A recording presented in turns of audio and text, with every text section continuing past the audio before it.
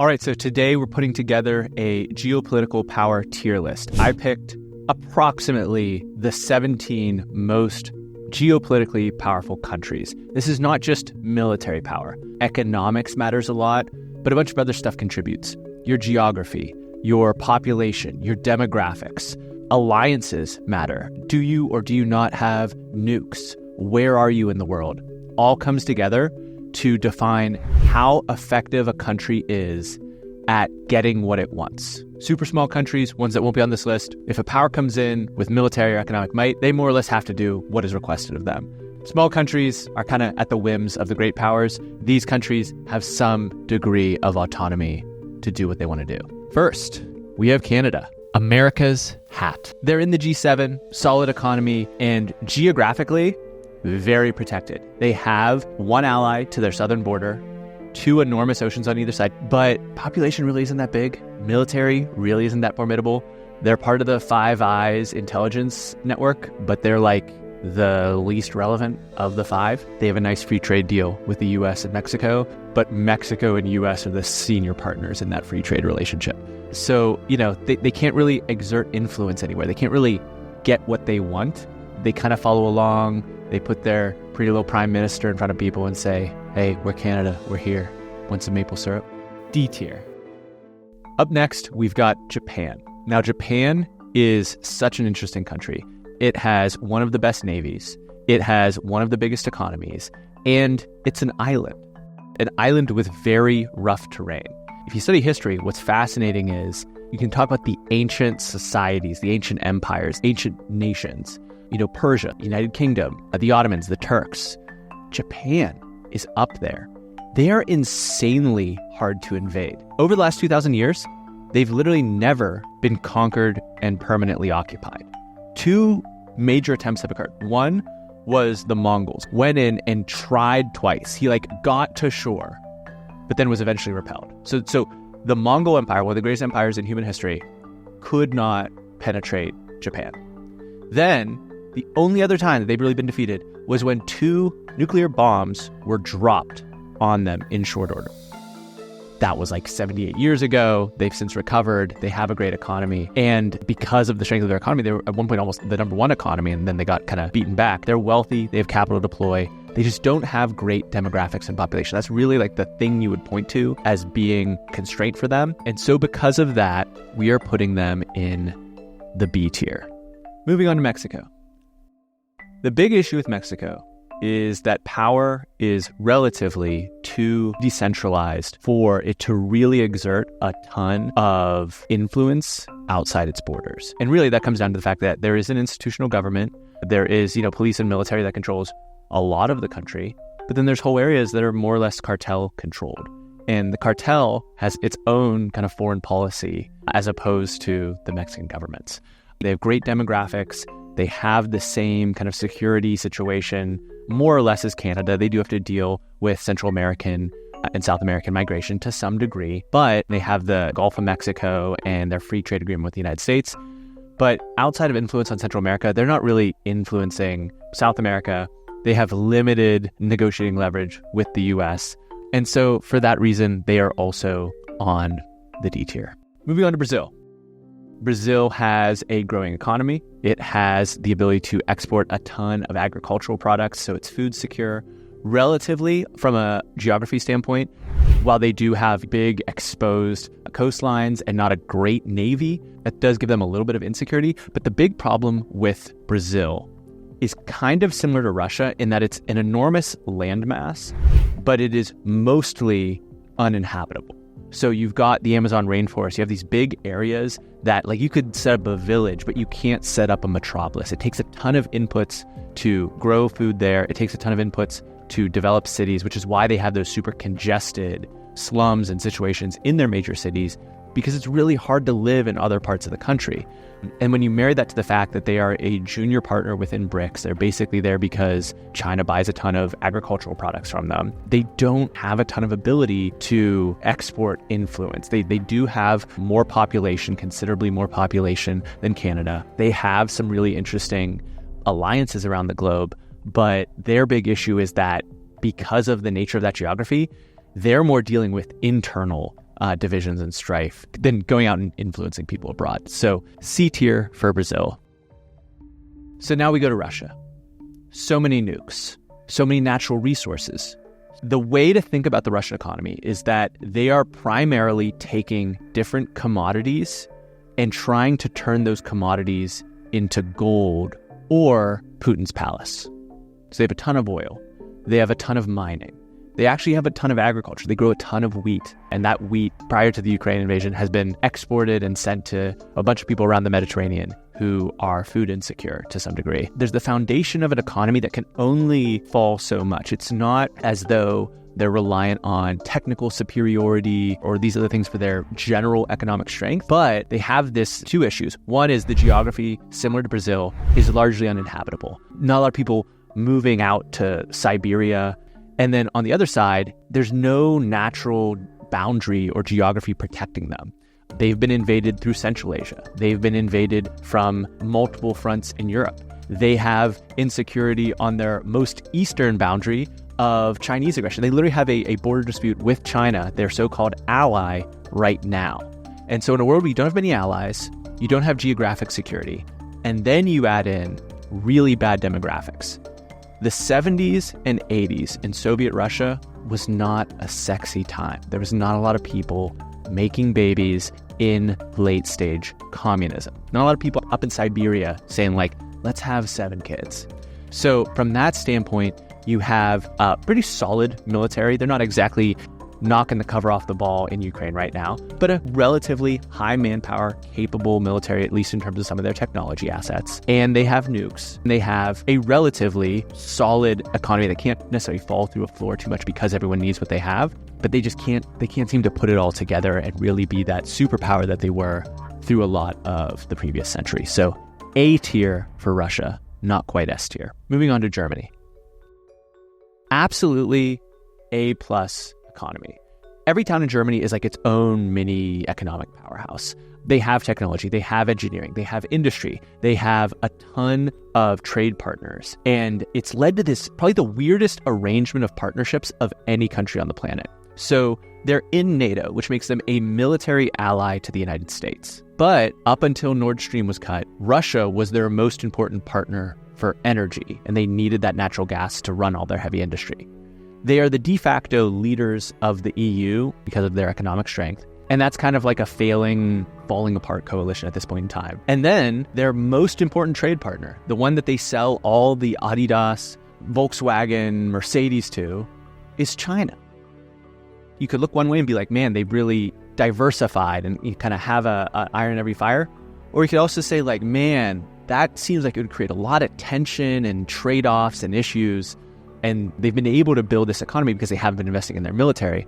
But we know that a great economy is the precursor to military power. That's kind of how we got into problems in the 20th century, Nazis, world wars, all that stuff. So right now they have the economic power. They are in partnership tensions amongst multiple entities. The concern from a safety perspective, but also the potentiality from a geopolitical power standpoint, is that economic power starts getting turned into military power, hard power. They also have loads of gold, one of the top reserves of gold in the entire world. Another A-tier country. Germany's direct neighbor is France. You want to talk about the opposite of Russia? Paris is a sexy place. And France, because of that, has some of the best demographics of any European country, but it's not actually because the French people are getting it on. It's because they have a ton of immigration from Africa and from the Arab world, which is causing its own potential for internal tensions and issues in France. But because France is on the western end of Europe, they have this buffer from a lot of the kind of really dangerous other political powers. Like Russia's dangerous, but they would have to go all the way through Poland, all the way through Germany to even get to France's border. And so France has kind of reconstituted their military more around end-all be-all power projection. They have nukes, they have intercontinental ballistic missiles and submarines that can launch those nukes, as opposed to an enormous ground force. It's like what you see in Turkey and Poland, who are in more kind of dangerous neighborhoods with partners that are more threatening to them. So they have military power, but it's more like, do not make us press the button military power versus like, here come our hordes and hordes of people. They have great agriculture. They're able to feed themselves, export food elsewhere. They have access to the North Sea, to the Mediterranean Sea. They have some geographic boundary defense in the form of the Pyrenees and Alps. And so they're in a solid position relative to a lot of their peers. So A tier for France. Heading back over into the Eastern Hemisphere, we're looking at South Korea, highly developed economy, very strong economy, like really punches above its weight on a relative basis for such a small geographic footprint. And from a population standpoint, like nothing crazy. They have amazing soft power. Do you know why the boy band BTS, the K-pop phenomenon? It's because it is a literal part of their geopolitical strategy to exert soft power to make Korea more beloved abroad so that these other nations and these other populations will want to support and look out for Korea. That's like an explicit part of their doctrine because immediately in their neighborhood, they have North Korea who has nukes. They don't have nukes. They also have China. You read the history books, Korea has not had a great relationship with China. They have not had a great relationship with Japan. They're immediate neighbors. So they are surrounded by potentially dangerous entities. Right now, Japan and South Korea gets along on a relative basis, but that's kind of because of US intervention. This is a really tricky country to place because they have abysmal birth rates. They just introduced a new policy. I think they're going to give new moms $75,000. So with all that, I'm going to give them like the bottom of C tier because they do have the economy and they do have the soft power. All right, moving on to the United Kingdom. The United Kingdom is a permanent part of the United Nations Security Council. They have nukes. They've been a major player in Europe and internationally for a long time. They have connections and influence.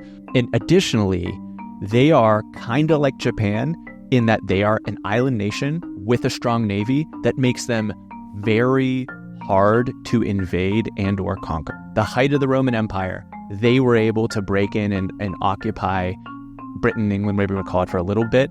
The Vikings and the Normans each had a little stint of occupying. World War II, another example where it was Churchill's UK that fought back and held off the Nazis and started to turn the tides of that war, didn't just lay down like France did. So for that reason, despite some economic headwinds, some issues there in terms of where the future of growth and where the future of their demographics is going to be, I got to put the UK also on that A tier because it's really hard to pull a point of differentiation from them and Germany and France, especially when I would argue that if you buy the notion that the EU is kind of on the decline, they Brexited. They got out before the whole thing blew up. Theoretically, that should allow them to get the next stage of strategy in place. They just haven't done that yet. All right, now Turkey might be the hardest one to place here because they simultaneously have so much upside and so many issues. We can start with the inflation. Erdogan doesn't really understand how interest rates work. When everyone else was cutting, he was raising them. When everyone else is raising them, he's all over the place. So when a country is dealing with insane inflation, that is going to lead to instability. If you are unstable at home, if you have riots and frustration and people protesting, you can't really have foreign influence in a major way. Secondarily, relatively tough internal geography. They have a ton of ports. They're really influential in the Mediterranean and the Black Sea. And Constantinople, Istanbul is one of those just like gems of a city in terms of location and economic relevance and all that good stuff. But inside the country, very hard to navigate. Like you basically have to take boats around the outside. That's substantially easier than like trying to drive across the nation of Turkey horizontally. They've been dealing with the Syrian civil war. They've been dealing with their own southern border issues. Those all are issues. But then on the flip side, this used to be the Ottoman Empire. The Ottoman Empire outlasted the Roman Empire because of geography, population, influence. All the bones are there for a really, really powerful nation state. They have the most impressive standing army in Europe. Like they could go toe-to-toe with Russia head on. That would be like a real problem for Russia, other than the fact that Turkey doesn't have nukes. And so for that reason, I'm going to place them in B tier. They're definitely more influential than Canada, Mexico, Brazil, South Korea, but they just don't have as many pieces in place as those A-tier countries. Another NATO country is Italy, and Italy is also difficult to place here because they are a G7 country. They have really high GDP per capita. They have really solid geography. One of the basis of the Roman Empire and Italian security generally is the fact that they're the boot. And there's kind of only one way that you could come and invade them by land, and that involves traversing the Alps to the north. So that's a great position to be in, but you've got a country with really poor demographics. They similarly need the immigration to try and kind of turn their demographic table, which starts to dilute the Italian identity, which is the basis for a ton of tourism, the basis for a ton of kind of goodwill internationally. They host some nukes for the United States. They don't have nukes of their own, but they are in NATO, so they have that kind of security alliance that would protect them, despite the fact they're relatively hard to invade. And their economy is kind of like Japan's in that they're aging and they have loads and loads of debt.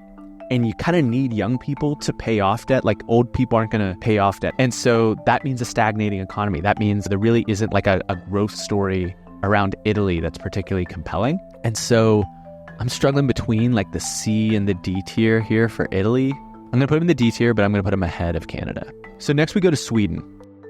Sweden just joined NATO, which is a huge upgrade in their security alliance. And the reason they always hesitated to do this is because they feared backlash from Russia. But Russia's bogged down in a war in Ukraine. They have severe sanctions against them. They can exert influence. They have some ability to project soft power abroad. They have a great partnership with Finland. They haven't gone to war in like hundreds and hundreds of years.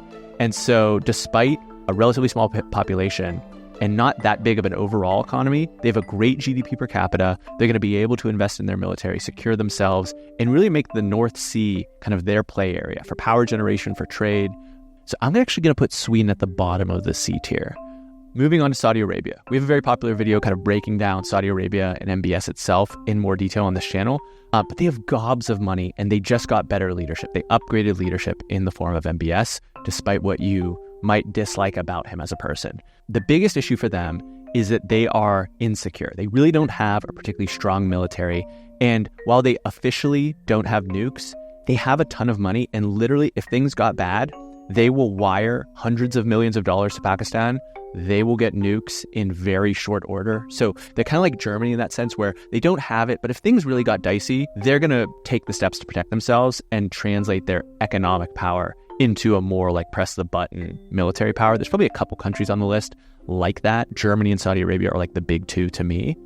And what they're basically trying to do is play this balancing game between different partnerships, similar to Germany, where they want to kind of be able to counter their primary rival, Iran, in the Middle East. They need Israeli military technology and capabilities there. But Israel isn't exactly popular in the Middle East for obvious reasons. And that's this like one tension that they're playing. And then simultaneously, they're selling loads of oil to China, which is the primary geopolitical rival to the United States. And right as the United States is kind of stepping back from the Middle East or trying to step back from the Middle East and not be that security guarantor that they have been so that all of the US allies could get access to Saudi oil. So they're in a really interesting like crossroads here, but economic power like is the name of the game. They can drill a hole into the ground and just generate millions and millions and millions of dollars. And that's not something that you can say necessarily for any of the countries in the D or the C tier. So we're going to put them at the bottom of B tier right now. They do have that multi-continental influence. They have the money. They just don't have a lot of the hard power tied to that yet. Moving on to India. Enormous young population. They have young demographics and an enormous population, which just by itself puts you in better economic footing than all the folks with fast aging societies. You then add in that they have nukes, they can field a relatively substantial military force if needed, and the ability to also kind of play both sides. India was able to like still buy oil from Russia despite sanctions, while also being in the Quad because the United States needs them in a kind of alliance against China, the Quad being India, the US, Japan, and Australia. And so they can kind of play both sides, I would say, in like a positive for them way, whereas I don't know if that's as straightforward or easy to do for Saudi Arabia and Germany. The reason you wouldn't put India all the way up at S tier is geography. Their geography basically creates security for them. So to the north, you have the Himalayas. basically impossible for China to do like a full-scale or major invasion there. There's going to be like a little border dispute. You have the Bay of Bengal and the Indian Ocean to the south without like a major naval power right there, kind of at their doorstep. They have easy access to the Persian Gulf, so they can secure their oil that they need that comes in. Reliance Industries processes and powers India for time to come. But they also can't really project power much beyond their kind of little subcontinent. So very hard for them to project power to China. Pretty difficult for them to project much power into the Middle East. Like Saudis and Iran's gonna be like, yeah, okay, like, what are you gonna do, invade us? Like they're not really worried about that like hardcore power projection. So for that reason, I'm just gonna give them A tier. I'm probably gonna put them at the top of A tier because I really do love their baseline elements. Like the floor is not gonna fall out on India. They just don't have all the pieces in place to be S tier. The obvious S tier is the United States, and we can just really quickly go over it. They have the world reserve currency. They have the top military. One-on-one, head-to-head, there is no one you would want to go against less. Geographically, the Atlantic and the Pacific Ocean are like the two biggest moats. They have friendly alliances with each country, one country to the south, one country to the north. A very low security investment overall to just secure their borders. They have a great navy, they can project power abroad. And even in the soft power space, like India has Bollywood, but they called it that as like a permutation of Hollywood, which is the primary cultural exporter on the planet. So you put that all together, and then you look at the economy, and you can literally just pick 7 US companies who together have a larger market capitalization than any other country's stock market. People will point to the debt, but like, look at this list. Which ones don't have debt? China has loads of debt. Japan has a ton of debt. The United Kingdom has a ton of debt. Germany has some debt. France isn't exactly debt-free. Who has a lot of debt? Australia. Australia has one of the great real estate bubbles that is yet to pop. But there's an amazing speech. It's called The Great Australian Scream. It's kind of about this fact. And people overlook the Australian economy because they have 2/3 the population of Canada. Like there's just not a ton of Australians. And so even a relatively solid GDP per capita is like relatively easy to overlook. They're mostly trading their natural resources, the stuff they mine, up to China to be processed. And so it's hard to really pay close attention to, but Matt Berry gives an amazing breakdown of the issues that they have from a real estate and a supply perspective and how much of their economy is real estate speculation. When you add in the fact they have no nukes, you put their economy in, I would say, in a relatively precarious place. They're part of the Five Eyes intelligence network, but they're highly reliant on China for their own economic strength. This is a clear D tier to me. The only thing that you would really say they have going for them is relative security through geography. Like you got to sail a bunch of boats all the way down to Australia, similar to some of these other ones, relatively uninhabitable in the middle. It's just not really going to be able to project much power now or in the future. Which brings us to China. China is going to be the most contentious. It is currently a superpower. It has nukes. It has the world's second largest economy, if you believe the economic data. It has a severe demographic crisis. The only thing less sexy than Soviet Russia was the one-child policy. People were not excited to procreate in a communist environment where they also restrained your ability to procreate. Now, do they have an enormous amount of manufacturing capabilities? Yes. Shenzhen by itself can like out-manufacture any other US state or any other individual nation state. It's like Germany and Shenzhen are like the two manufacturing powerhouses that we would point to as a global economy. And they do have relative geographic security to the east in the form of the Himalayas, but they don't have a particularly effective deep water navy. They don't have energy security, and they don't have a particularly strong set of alliances. If we really were to try to break down who their top allies are, you have Iran and Saudi Arabia, which is solely because China buys so much energy for them. If they were to experience their own economic issues, which some people would argue they're already starting to experience, and then you have Russia, which China is supporting them in the war against Ukraine. They're doing it subtly, covertly. They are supporting them, but they have a border dispute with them. They're literally trying to take an island from Russia right now. And like we try to do this false equivalency in the West of like, well, Russia and China is so scary. They're in BRICS. They do all these things together. It's like, when was the last time that Germany tried to take land from France? That was literally like 80 years ago. It's not never going to happen again. It probably will. But right now, like, that is not the situation of the alliance. They are in the EU together. They are in NATO together. Like, they are partners. The United States hasn't taken land from Mexico in like 200 years. It's not a clear-eyed view of how these alliances actually function. Russia needs to sell its oil to China. It needs China for a lot. So it's not going to necessarily like start a conflict there. It obviously couldn't even support that at this point in time. But their alliance structure is far, far weaker and much more coercive than what the US already has in place. So I'm going to put them in the A tier. I'm going to put them right next to India because I think that in like a 5 to 10 year time horizon, I think India is going to be more influential than China overall. If anything from my tier list ticked you off, let me know in the comments. And if you like this format, let me know and we'll do it again. Thanks.